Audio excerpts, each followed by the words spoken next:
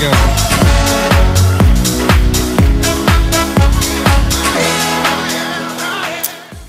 Labas rytas. Labas rytas. It's an honor to be here today, and let me begin with a short story. My father was Prime Minister of Greece. He was democratically elected 3 times. Every day, for many years, he would take the same route down to his office to the center of Athens. As they drove to the work, for security reasons, traffic police would make sure the roads were not clogged. One day he called me up and said, "George, let's have dinner together at this new Italian restaurant I like." I said, "Fine. Where is it?" We didn't have GPS then. He replied, "It is just after the 3rd traffic policeman from our house towards Athens." I thought a while. I said, "Dad, Tetis, you must be mistaken. There is no 3rd traffic policeman." We argued for a while, and then I realized every day traffic policemen were stationed just for him to open up the road as he went to his office. After years in power, he thought that there were permanent traffic police, but nobody else would know that. Now, why is this important? His worldview changed simply by being in power. His was a different reality. I often thought of this episode when I became Prime Minister. How easily I could have a distorted view of what was happening in society when I was yielding power. When so many around you might comfort you, explain away the problems, even hide them to please you. So, when I was taking difficult decisions and there were major demonstrations, I was taking painful measures, cutting wages and pensions, I listened, and I felt the pain myself. But to be fair to my father, he did also. He would not take a major decision without talking to someone who would give him an honest answer. It could be his driver, his security guard, a waiter in the restaurant, a family member, or an honest friend. He wanted to check his own decisions, a check on his own power. And the reason was that he knew from experience what the abuse of power could look like. He had lived through dictatorships. I saw him arrested by the military junta when I was 14. I had a gun put to my head to reveal his hiding place. He had been exiled twice. But my grandfather also, 6 times, was also arrested fighting for democracy. He died under house arrest. His nickname, the Old Man of Democracy. But actually, my great-grandfather was also a refugee in life.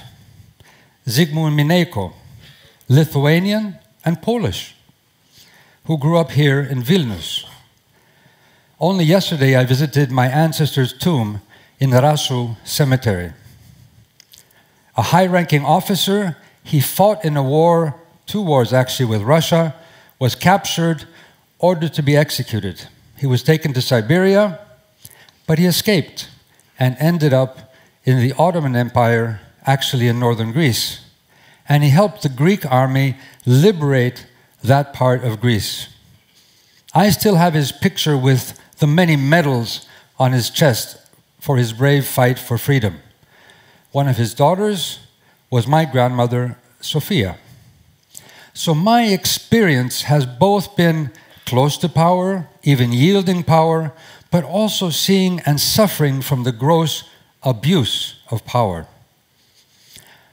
And the next crisis in our societies will be avoided or brought on us depending on how we use or abuse the power we have in our hands. That is why I truly believe in the strength of democracy.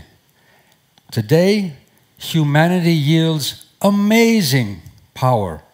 Yuval Harari rightly says, we are no longer Homo sapiens, but Homo Deus, near gods.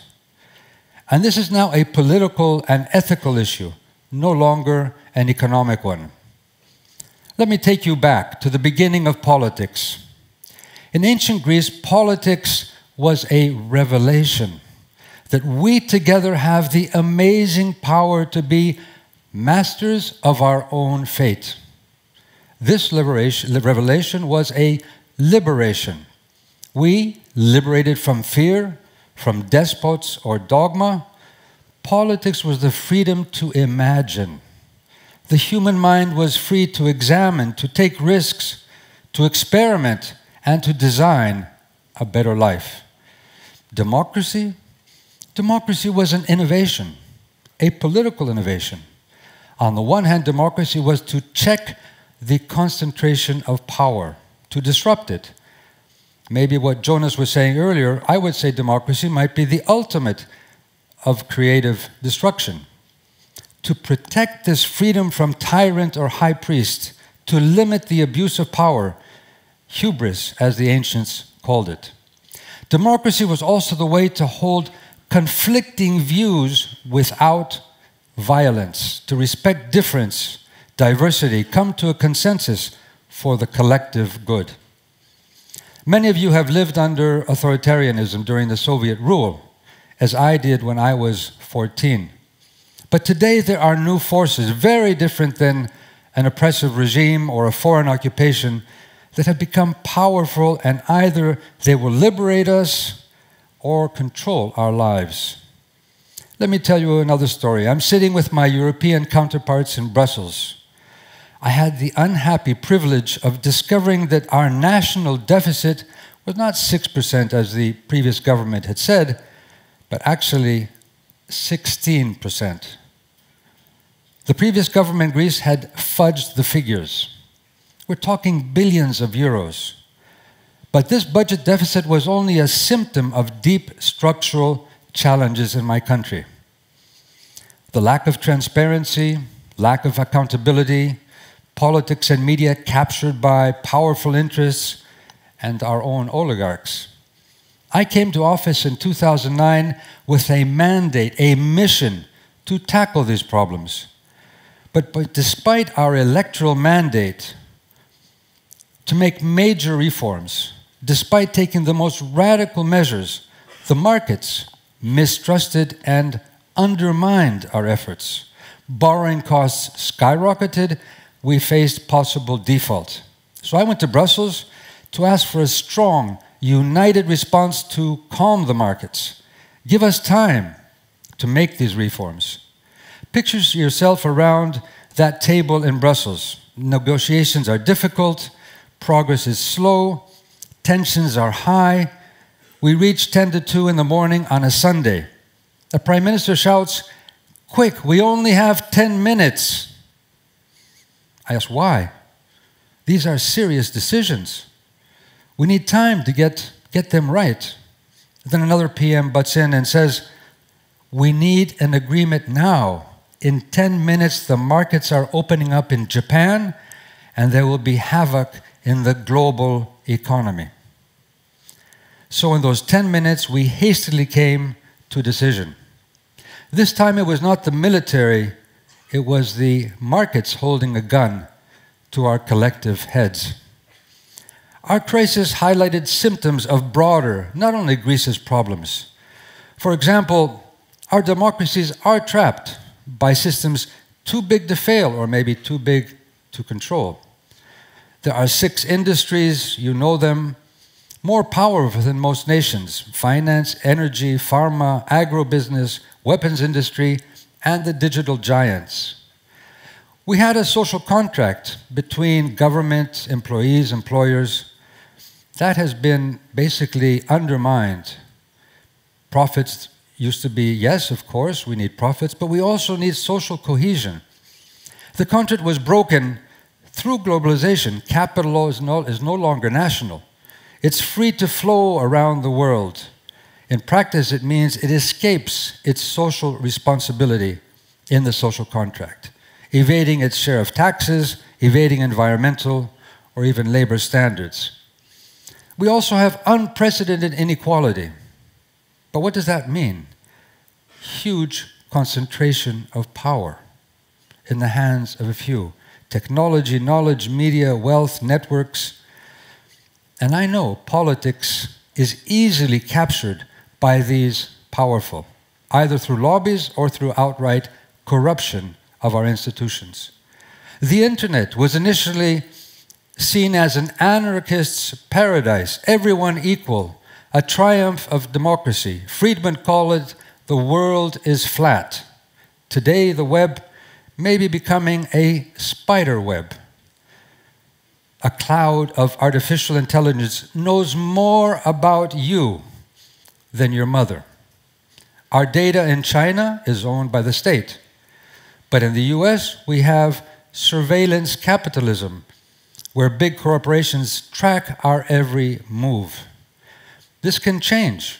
In the European Union, we are trying to ensure it is owned by us, the citizens.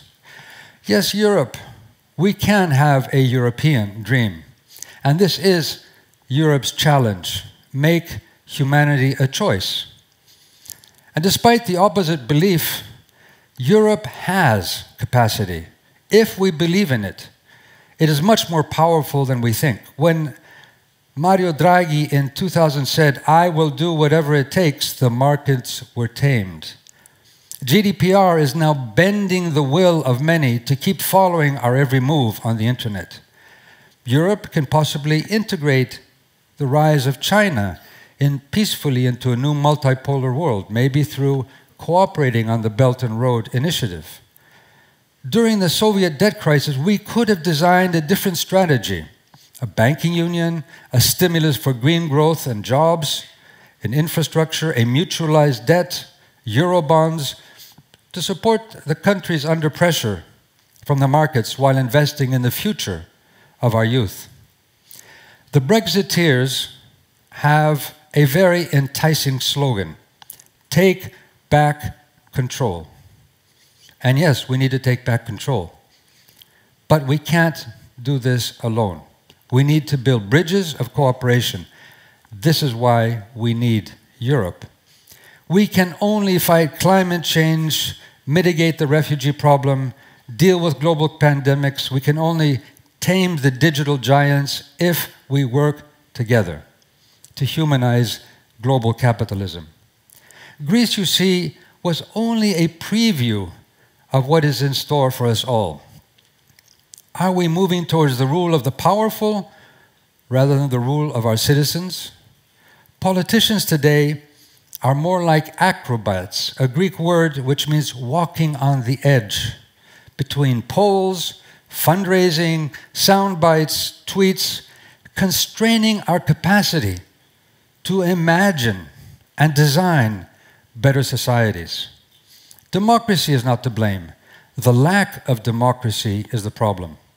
And our citizens feel disempowered and frustrated.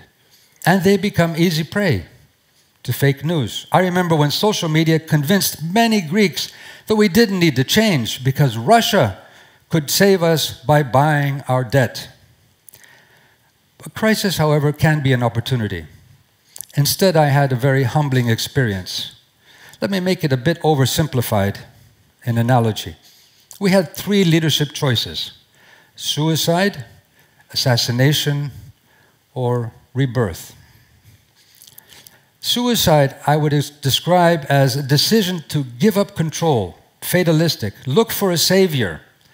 A savior may be a dogma, fundamentalism, a strongman, a technocrat, or giving up power to our future AI robots.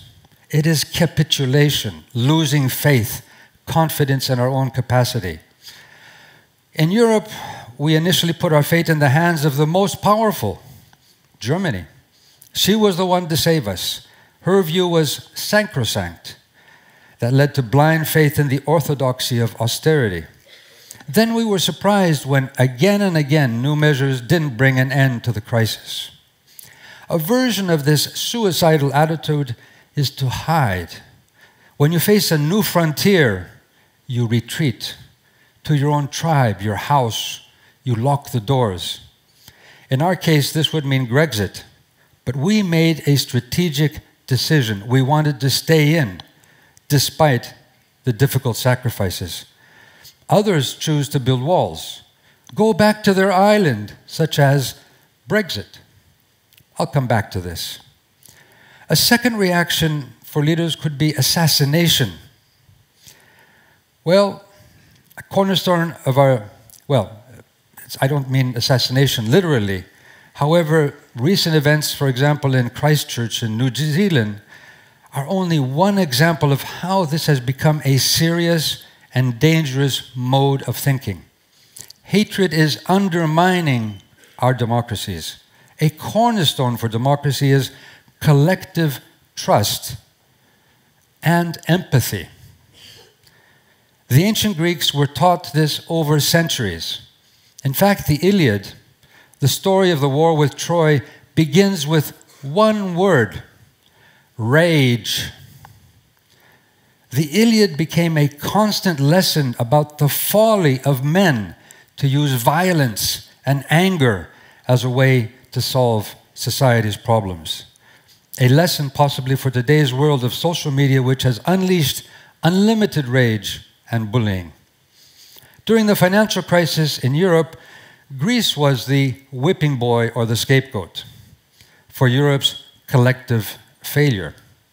Punish those profligate, lazy, ouzo-drinking, Zorba-dancing Greeks. Yes, we do dance Zorba, and welcome to Greece if you want to have fun. But this was an easy escape. The Greeks were the problem. It was a stereotype, very convenient. Actually, according to OECD, we work more hours than any other European. But this stereotyping often hurt even more than austerity. It hurt our pride, our dignity. In 2013, in a TED speech, I warned, this is not just about Greece. This can become the pattern leaders will continue to follow as we deal with future cross-border challenges, climate change, migration, or financial regulation. Unluckily, I have been proven correct. But is there a third option, a different path to deal with this brave new world? It's not an easy path, and there are no quick fix solutions. I would call it birth. Not suicide, not assassination, but birth. A painful event, but such a beautiful one.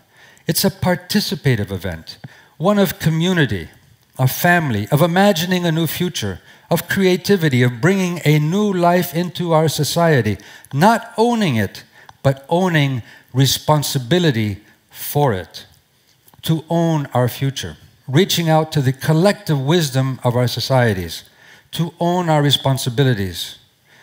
That is the democratic challenge for all of us and for future leadership. In ancient Greece, with all their shortcomings, they believed in the wisdom of the collective, which actually Jonas was talking about earlier, in people we trust. Democracy could not work if citizens did not deliberate, debate, take on, and own public responsibilities in daily politics. Average citizens chosen through lotteries could sit on citizen juries, help decide critical issues of the day, and therefore science and theater and philosophy, games, flourished to help the mind and the body as daily exercises to be good citizens. This was education, paramount for responsible participation. And those who shunned politics, well, they were idiots. You see, the word idiot originated in ancient Athens. It comes from the root idio, or yourself. An idiot is someone who is self-centered, secluded, and excluded. Someone who did not take on responsibility to participate in public affairs. And the place where the citizens participated was called the agora. Agora has two meanings. It meant a marketplace, but also public deliberation.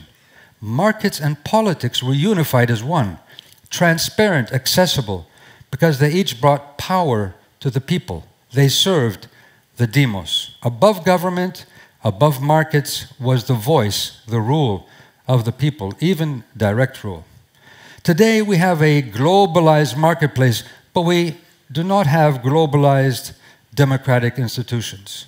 Our politicians are limited to local politics, and our citizens are prey to forces beyond their control. How then do we reunite the two halves of this agora? How do we democratize and humanize globalization?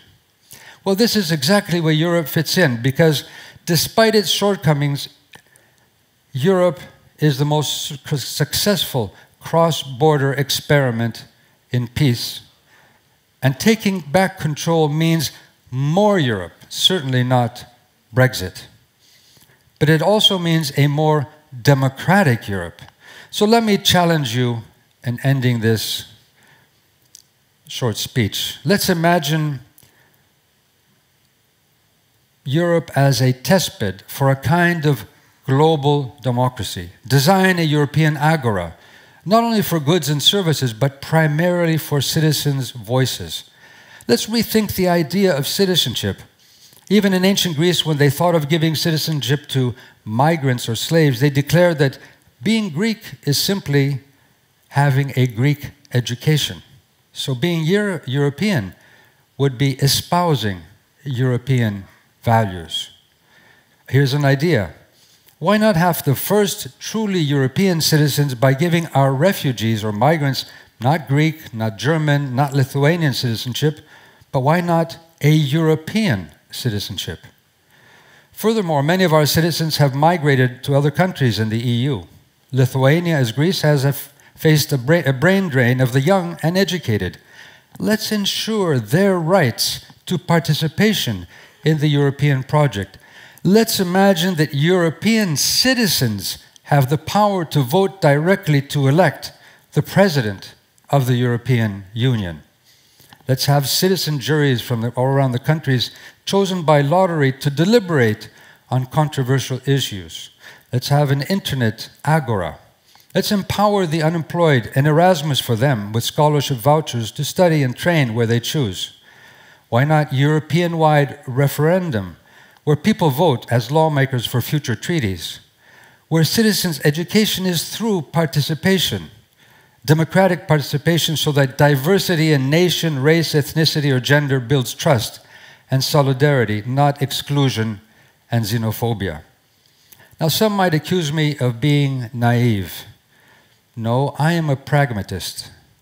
If Europe is to survive and not splinter into its tribal groupings, Europe must become a project of the people, not of a distant elite. Europe of and by the people, where concentrated power is disrupted and citizens protected from it. An experiment in deepening and widening democracy beyond borders. Democracy not simply in the city-state or a nation, but truly beyond borders. We must revive politics as our collective power to reimagine and design a better world. But the revival of democratic politics will come from you. I mean all of you. Everyone that participates and innovates in our global exchange of ideas, whether here in this room, outside this room, or online, or locally where you live. Don't put your faith in saviors or dogmas. Don't look for scapegoats to solve our problems. Put your faith in yourself, in your imagination, in our collective cooperation, and in the values that unite us. I have a special place in my heart for Lithuania. My great-grandfather believed in reviving the Polish-Lithuanian Commonwealth. I came to Vilnius some years ago as foreign minister to support the EU candidacy of Lithuania. But this was also a personal salute to my Lithuanian ancestry, but also to our common fight for the values of freedom and democracy. Thank you very much.